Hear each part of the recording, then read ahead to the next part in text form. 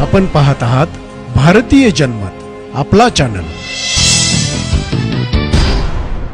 नमस्कार, मी मानसी धामणसकर। आपण पाहत आहात भारतीय जनमत न्यूज। पाहुयात आजच्या ठळक घडामोडी।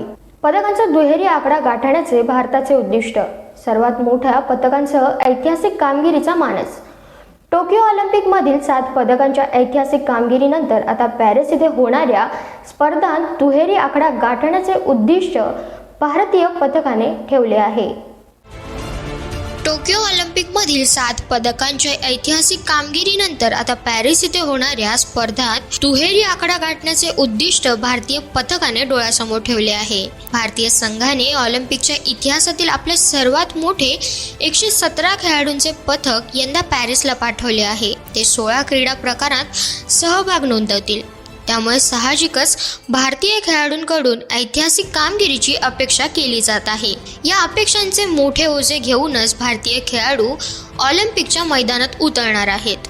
2 वर्षांच्या अंतर्गत कलहामुळे केवळ भारतीय कुस्तीगिरी वगळता अन्य सर्व खेळाडू आवश्यक सरावासह पॅरिसमध्ये दाखल झाले आहेत। यात सर्वाधिक अपेक्षा भालाफेकपटू नीरज चोप्राकडून बाळगल्या जात आहेत।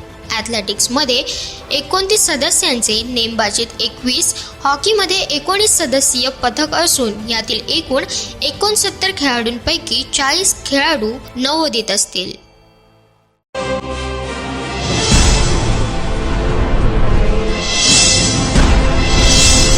आपण पाहत आहात भारतीय जनमत,